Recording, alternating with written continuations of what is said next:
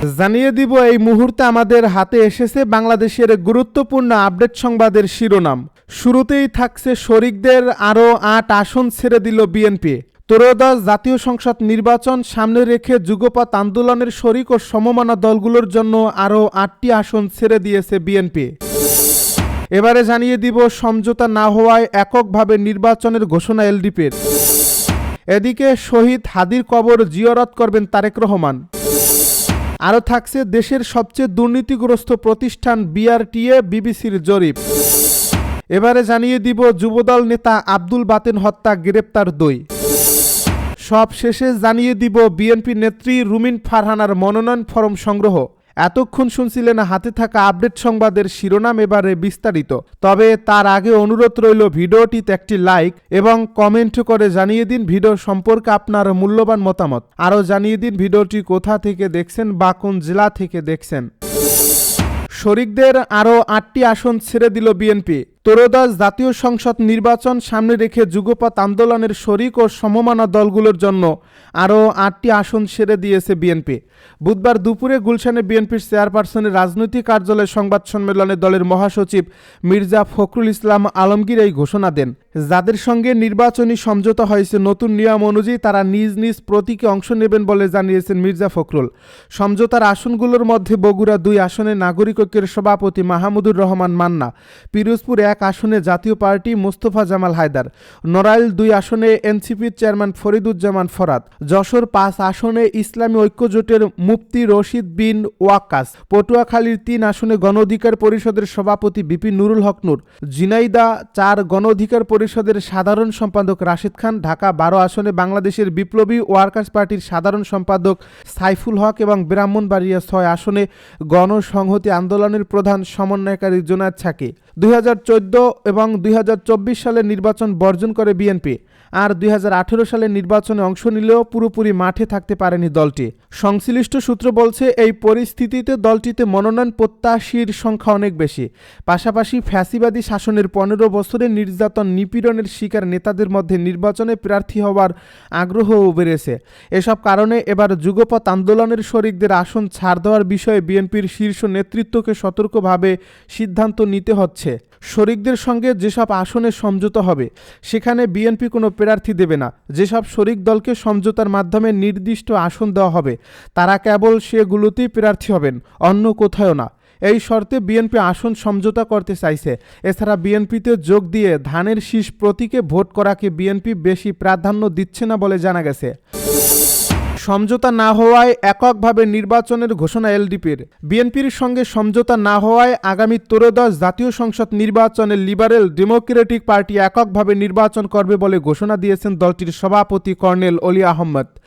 আজ বুধবার দুপুরে রাজধানীর মগবাজার এলডিপির কার্যালয়ে এক জরুরি সংবাদ সম্মেলন করে তিনি এ ঘোষণা দেন। অলি আহমেদ বলেন, সর্বসম্মতিক্রমে সিদ্ধান্ত নিয়েছে এলডিপি আগামী জাতীয় সংসদ নির্বাচনে এককভাবে নির্বাচন করবে। দলের যেসব প্রার্থী নির্বাচন করতে ইচ্ছুক তারা প্রস্তুতি গ্রহণ করবেন। এলডিপি এককভাবে মাঠে থেকে নির্বাচন করবে।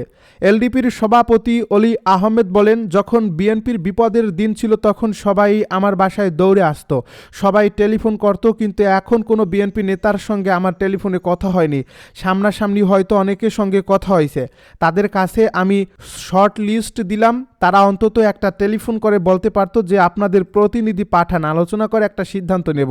আমরা 14টা 12টা আসন দিতে হবে বলছি না, অন্তত 8 থেকে 9টা আসন দিলে আমাদের দলটা টিকে যেত, কিন্তু মাত্র একটা আসন দিয়েছে। এভাবে অবমূল্যায়ন করা হবে কল্পনাও করেনি উল্লেখ করে তিনি বলেন, এমন পরিস্থিতিতে গতকাল আমাদের প্রেসিডিয়াম সদস্যদের নিয়ে 4 ঘন্টার আলোচনা হয়েছে। আলোচনা শেষে দলের মহাসচিব রেদান আহমেদ প্রস্তাব রাখেন এলডিপি এককভাবে নির্বাচন করবে, কোনো জোটের সঙ্গে থাকবে না। শহীদ হাদির কবর জিয়ারত করবেন তারেক রহমান। বিএনপির ভারপ্রাপ্ত চেয়ারম্যান তারেক রহমান দেশে ফিরছেন 25 ডিসেম্বর। 27 ডিসেম্বর শহীদ ওসমান হাদির কবর জিয়ারত করবেন তিনি।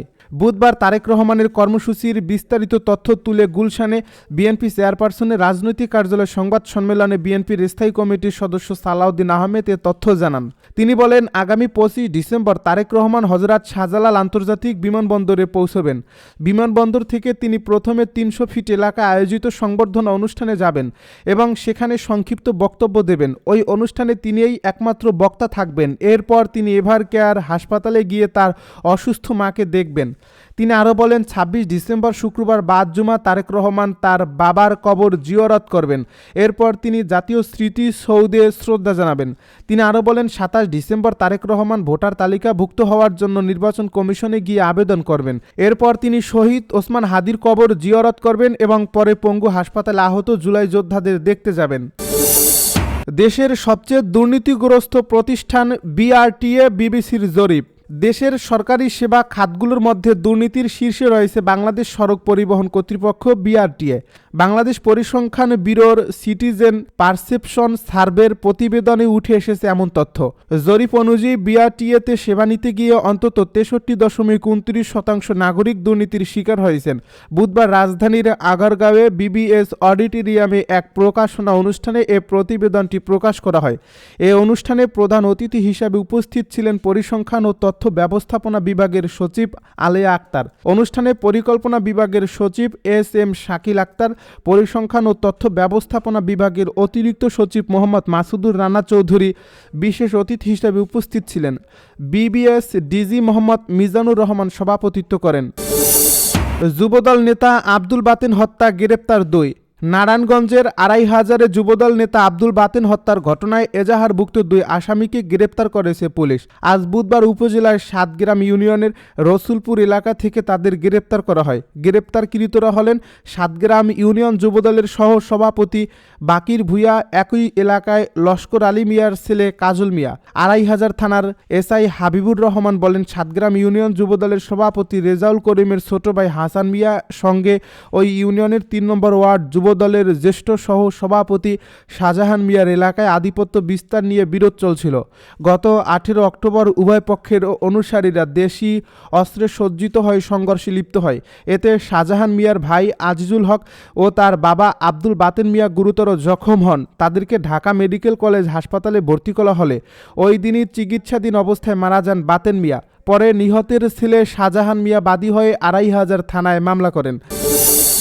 রুমিন ফারহানার মনোনয়ন ফরম সংগ্রহ। আসন্ন ত্রয়োদশ জাতীয় সংসদ নির্বাচনে বিএনপির জোটগতভাবে ছেড়ে দেওয়া ব্রাহ্মণবাড়িয়া 2 আসন থেকে স্বতন্ত্র প্রার্থী হিসেবে প্রতিদ্বন্দ্বিতার জন্য মনোনয়ন ফরম সংগ্রহ করেছেন বিএনপির আন্তর্জাতিক বিষয়ক সহ সম্পাদক ও সাবেক সংসদ সদস্য ব্যারিস্টার রুমিন ফারহানা। বুধবার দুপুরে সরাইল উপজেলা নির্বাহী কর্মকর্তা ও সহকারী রিটার্নিং কর্মকর্তার কার্যালয় থেকে রুমিন ফারহানার পক্ষে সরাইল উপজেলা যুবদলের সাবেক সাংগঠনিক সম্পাদক আলী হোসেন মনোনয়ন ফরমটি সংগ্রহ করেন।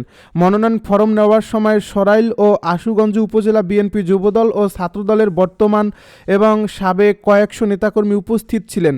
মনোনয়ন ফরম সংগ্রহের বিষয়ে আলী হোসেন বলেন, আমি সহ কয়েকজন নেতাকর্মীকে মনোনয়ন ফরম নেওয়ার জন্য দায়িত্ব দেওয়া হয়েছে।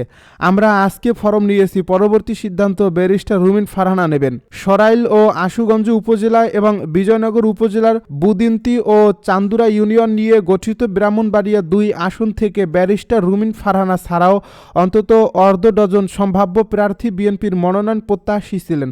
তবে এ আসনটি বিএনপি তাদের শরিক দল জমিয়তে উলামায়ে ইসলাম বাংলাদেশের জন্য ছেড়ে দিয়েছে।